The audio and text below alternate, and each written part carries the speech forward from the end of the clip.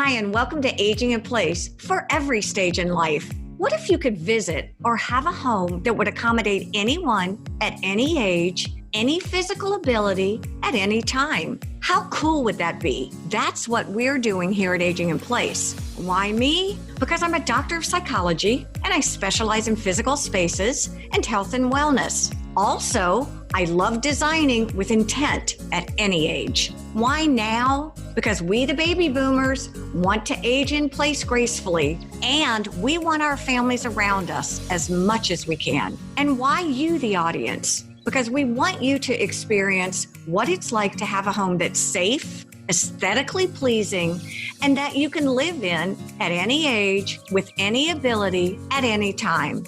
I'd like to introduce you now to Aging in Place podcast for every stage in life.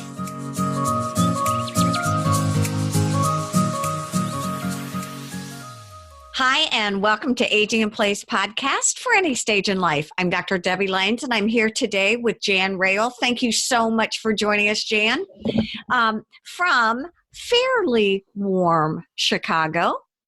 Yes? Not really. Not really, exactly. Jan, as we get started, I can't wait to hear about what you're doing. Talk to us a little bit about your background and what you're doing now. So I work for a nonprofit called the Conservation Foundation. Mm-hmm. We're a nonprofit that protects rivers, streams, and open space. But part of our mission is to the health of the community. And so we started a program called Nature RX. And what we're trying to do is get a coalition of healthcare providers, schools, other organizations that are interested in the health, both physical and mental health of people in the community, and actually get doctors to start writing prescriptions for nature. Oh God, that's our ultimate goal. In the meantime, we're just trying to get people outdoors to be in nature because it is so important to your health. Oh, I think it's amazing. Jan, tell me a little bit about your background, where you grew up, where you went to school, and how you got into this.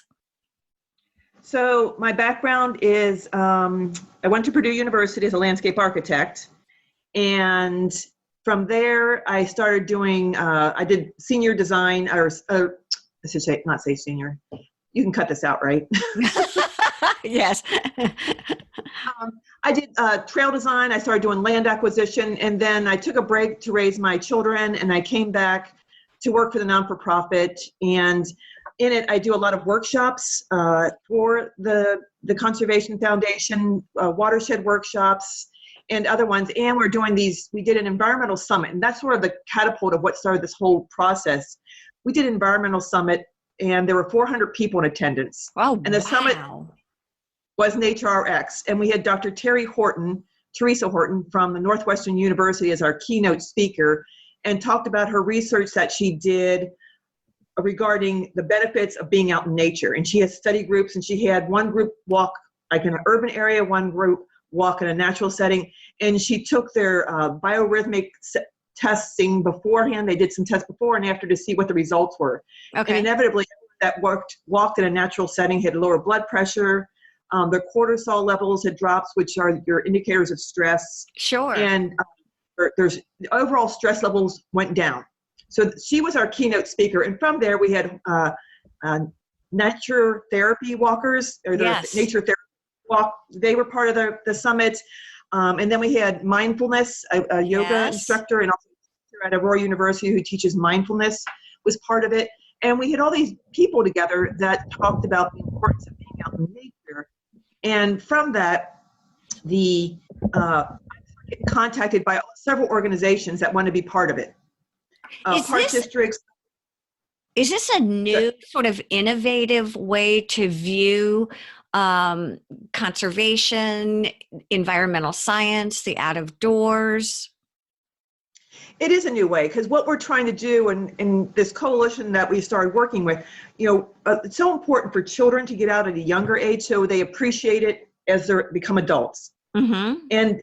And if they don't appreciate it at a young age, they actually are studies that show that they don't appreciate it as adults. And those are our supporters. That's our main support group. And we want those people to enjoy nature and appreciate it.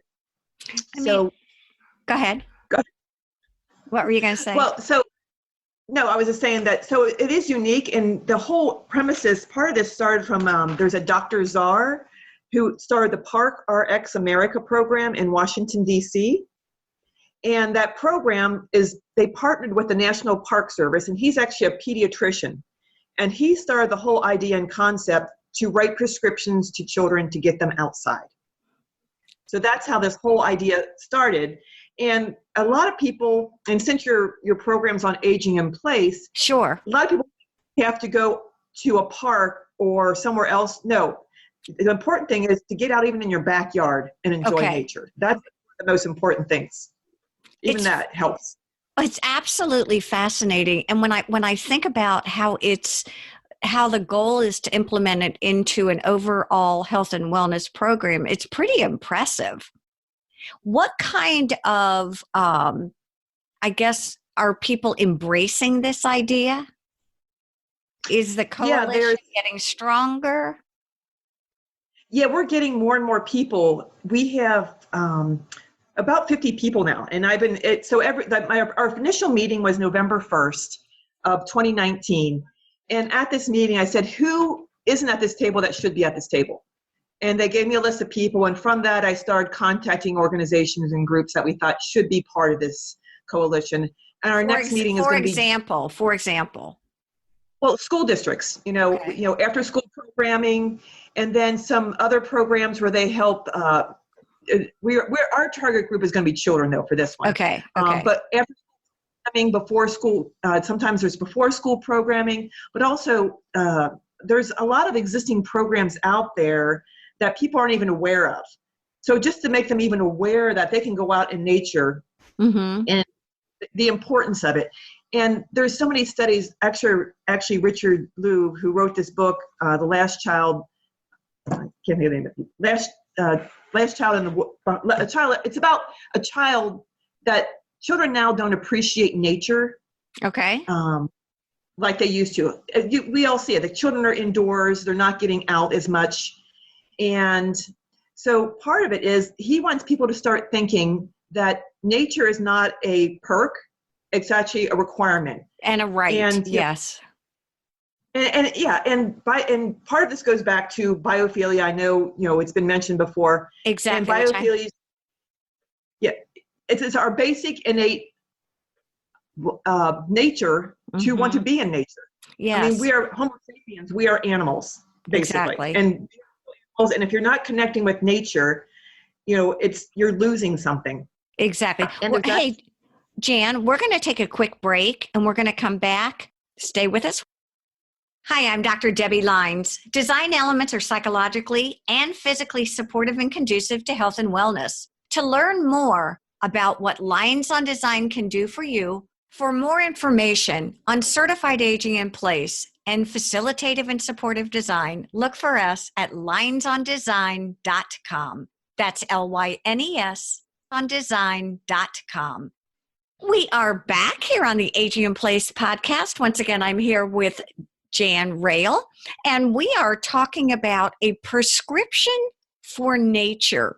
And, I just think it's absolutely amazing. You said your project is going to be geared for kids. How do you think a project like this translates for people throughout their lifespan? Well, part of it is, it isn't just for children, it's for everyone. Well, yes. Okay. Yes. And part of it is what's so important too. It's not only just, it's mental, physical, but also social. And I know a lot of seniors get isolated when they're at home. They don't go out as much. That being out in nature actually improves the social aspect of, as you age. It gets people together in groups.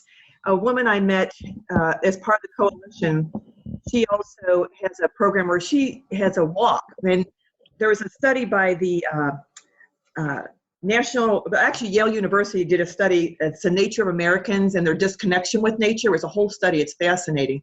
And part of it is at a certain age, you can't advertise your outdoor activities as hikes. They should be walks. Okay. Because at a certain age, hikes are too strenuous. So even though it is a walk, You need to like take it easy. But a woman started advertising and promoting her walks, and she wants people of all ages saying, bring your walkers and your canes and join us out on the. And she says she got the idea because her sister had a disability. And she said, even if it took them, sometimes it would take us an hour to walk a half mile. Okay. But just to be outside, she goes, I saw the difference in her emotion. She felt it raises your spirits. It makes you feel better. And it's so important to get out there and just enjoy nature. And when I say that, I mean, you shouldn't have electronics. Put your phone away. Yeah. And put your phone away and absorb the wind, listen to the birds, look at things, and you'll notice things. When you just start observing, you notice things that you didn't notice before. You have to engage really all of your senses, and that's part of it, engaging. Can I ask you a naive question about what a nature conservancy really is? So we are actually a land trust. It's a land trust alliance, and we are it's a larger national organization. And our land trust, we help people preserve their open space privately. So if someone has a house and they put a conservation easement on a portion of the property to keep in an open state, we usually help them then get it to a park district. And in Illinois, we have what's called forest preserve districts. Got it. And one in our county is 25,000 acres. Okay. So it's the only open space left in the county. So a land trust protects the land. Do most places in the country, throughout the country, have land trusts? There's a lot of private ones. They're nonprofits, private, and there are throughout the country. And they're all different sizes. I've gone to several conferences. Some of them are individuals running it. We are one of the larger ones. Mm-hmm. We have 30 people staff, and we also have an organic farm at our office. Oh. And then there's thousands of acres. So when you're talking about adopting something like the prescription for health and wellness, what's it called? Well, we're calling ours Nature RX, but it's a park prescription program. Park prescription Oh, I can't wait.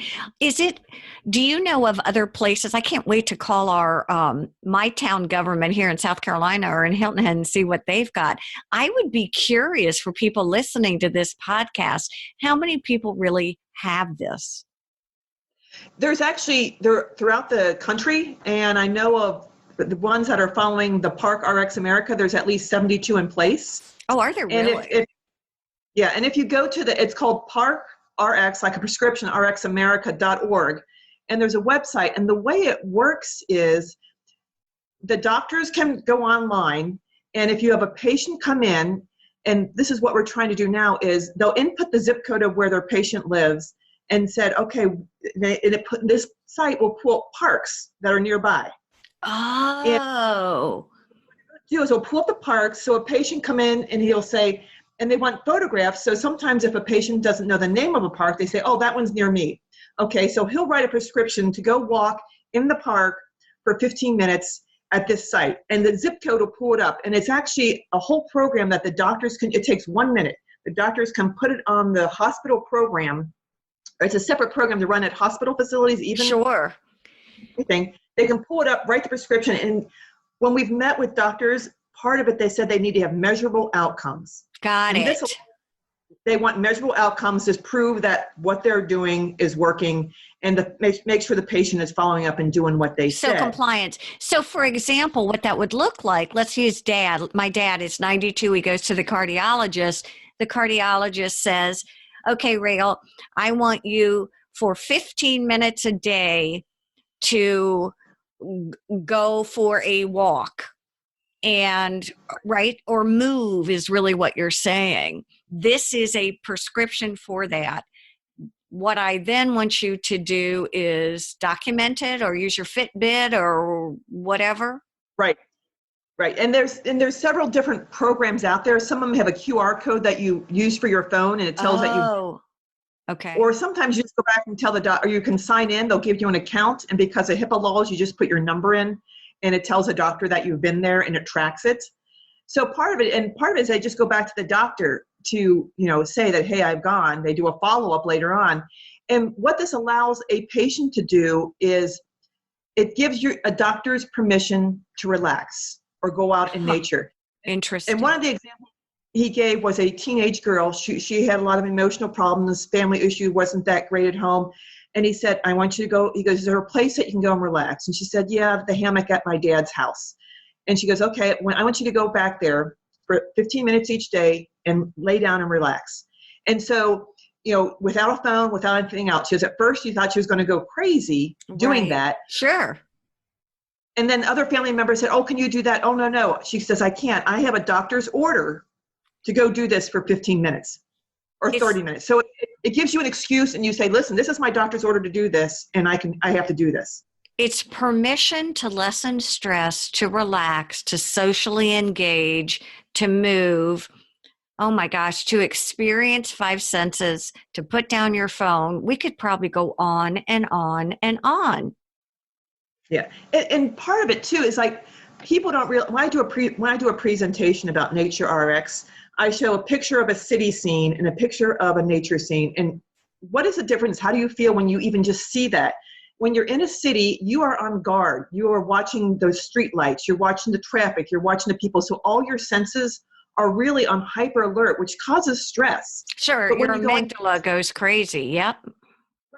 And when you go into a natural setting, you can turn all that off. It gives your brain a chance to sleep. And the University of Michigan did a study and said just a 15-minute walk in nature is like taking a nap, because it lets your senses down. It takes them off, off high alert of everything around. It's fascinating. Right. We're going to take another quick break if we can, and we're going to come back and we're going to do I can't believe our last segment and talk more about Nature RX. Stay with us here on Aging in Place. For more podcast episodes, links, information, and media inquiries, please visit our website at aginginplacepodcast.com as we transition through life with the comfort and ease you deserve. Discover how you can create a home that will adapt to you as you journey through life and the changes it will bring. Please follow us on Facebook, Twitter, and Instagram as our host, Debbie Lines, and her expert guests discuss relevant topics to creating a home for all decades in life. Don't miss our weekly episodes of Aging in Place podcast for every stage in life. We are back here on Aging in Place for any stage in life. Once again, I'm here with Jan Roehll, and we're talking about Nature RX, Nature Prescription. And Jan works for a nature conservancy, correct? And you are a landscape architect. And so it's really funny. And talking about, when we were taking a quick break, we were talking about you with children, because that's where you all are focused. I'm focused on aging in place. But what an opportunity for multi-generational interaction and bonding and experiencing things, experiencing ways to connect. I listened to my 92-year-old dad talk about Clementine, my 2-year-old granddaughter, or my 17-year-old grandson. And his comments are, I just don't know that we connect on a lot of levels. I would think that nature would be for everyone. It is. It's perfect. It's a perfect family situation. Another group here, the Lake County Health Department has a program up there, and they're working with the Forest Preserve District, and they work with children and adults. And they say what's interesting is, even if you work with a child and allow them to have grandparents that take them out, it's so important to get the family out there. He said, because now we're getting the children out, they bring the entire family. And that way the whole family can walk at a slow pace, right, and experience nature together.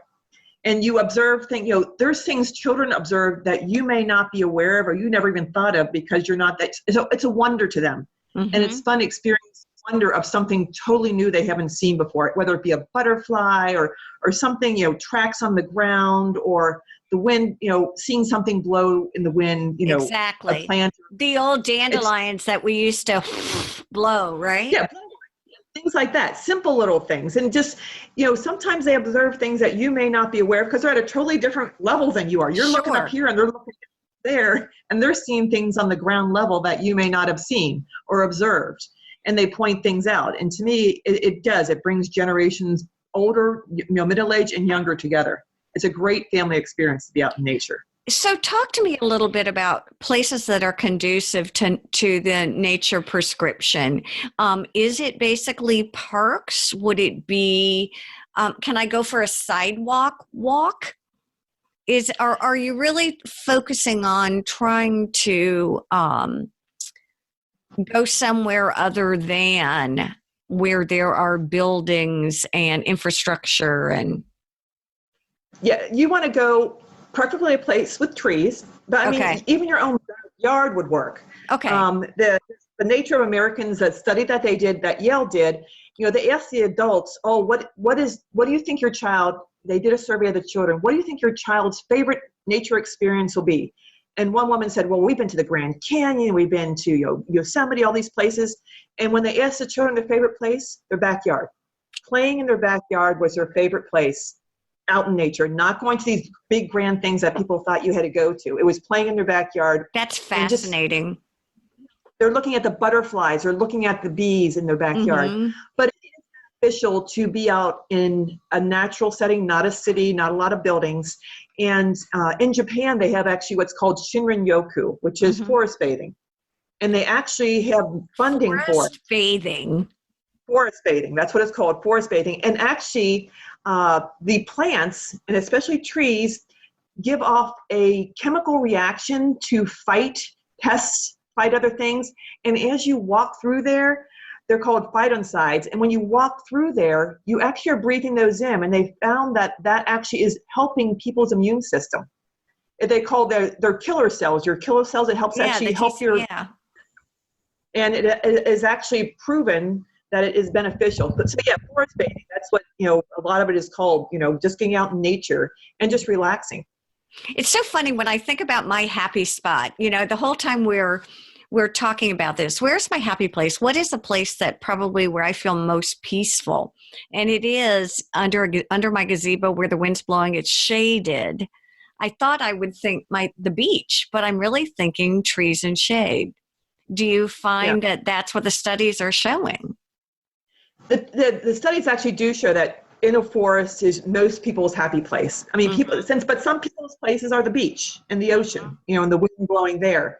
And part of, it's not, there's people that think, oh, you can do their virtual nature. That's not the same. It's great, but it's not the same as experiencing the wind on your face and engaging all your senses. And what some of the people that we've talked to and met with, they, especially children that have had emotional issues, they found it's important to get them what's called in their flow state. And what that means is they are simulating or they are working their senses so hard that they forget about everything else. Okay. It's a place where you're not thinking of, you're reacting. Okay. And you're all doing, right. like walking on a log across a stream or, things engaging in nature, and it takes your mind off of everything else. So for me, as a psychologist, I call that being mindful, which is being present, which is paying attention, which is when you're walking across a log over a creek, okay, you have to be mindful, you have to pay attention, you are with your flow, because if you're not, you're going to fall right on your behind, and that's not going to work so well. So I see how it's funny at the beginning, I said, Jan, tell me a little bit about this. I wondered how it would all play out in real life. And now I'm seeing how all of this connects together to everything we're talking about aging in place, because it doesn't have to be something fancy. It just has to be sort of back to basics and being grounded, if you will. And even, working your backyard, planting plants, physically touching the soil is found to be beneficial, because there's actual microbacteria in there. They're called, it's Mycobacterium vaccae, which bacterium that you absorb through your skin from working with it. And it actually, it affects the neurons in your brain. So that peck of dirt that our parents always said you had to eat before you were 2, there's something to be said about that. There really is. They're finding they're actually injecting people. They're injecting rats and stuff, testing it, and it actually affects the neurons in your brain. They said it's almost like Prozac. They said it really affects the body. It's a bacterium, and they're finding, and there's actually a brain to gut correlation. And they're finding people that have had we've all seen where there's so many more children today that have allergies. Yes. That we in our generation. And part of that, they say, is because people and children aren't getting and playing in the dirt. Getting in that dirt interesting. Is beneficial. So just planting. I mean, actually, that's why they call it the happy gardener. I mean, you planting, touching the dirt itself and working with plants actually helps your whole body and the whole experience. Well, with that said, this is our shameless self-promotion little bit. If you could, how can someone reach you? Can you give name, website, how we can learn more about Nature RX? So to find out more, you can email me. And my email, it's a long email address, is J, and then my last name, Roehll at theconservationfoundation.org. Or call, you can call my office or call my cell phone. It's 630 is my office number, 428-4500, and I'm at extension 121. That sounds perfect. And again, if someone wants to learn more about Nature RX, you mentioned a park. We could go online and look it up. Yeah, park. rxamerica.org. And there's for park people and everything else. So yeah, anyone that can go there is great information, great resources. It has been amazingly fun to talk to you. You are a wealth of information. I think I just know enough now to be dangerous. I'm going to go do some research, and we will try to get you back again and talk a little bit more. Thank you so much for joining us. You're welcome. Thanks for having me. Thank you. Thank you all for joining us here on Aging in Place. Have a wonderful week. Get out into the world, or at least into the neighborhood. Organizations and agencies are always looking for volunteers. Solo or as a family, you will be needed. Socializing is good for your well-being. Even if you are in a wheelchair or have another disability, there are little jobs that need to be done. From making phone calls or licking envelopes, maybe even driving someone to the doctor. And especially during the holidays, your entire family could volunteer serving the homeless dinners. Your heart will grow and new friends could become a blessing. My children and I volunteered for the Special Olympics up north, and once they became adults with families, they still volunteer to this day. My son, who served in the Army, delivers entire Thanksgiving groceries to military families that have someone deployed overseas. I raised my children with the meaning that even though we didn't have much, there was always someone who had less. Who knew? Your heart will grow. Jan Roehll, it was so interesting today to talk about Nature RX. I have new terms in my vocabulary right now, and that is nature and prescription, and how important both of those are for your health and wellness at any age with any ability. Thank you all for joining us this week on Aging in Place. Have a great one. Aging in Place podcast is hosted by Debbie Lyons and produced by Henrik de Gior. If you have any comments or questions, send an email to Debbie at aginginplacepodcast.com. We would love to hear from you. If you're interested in advertising or sponsoring this podcast, email us at pr@aginginplacepodcast.com. Thank you for listening to Aging in Place podcast.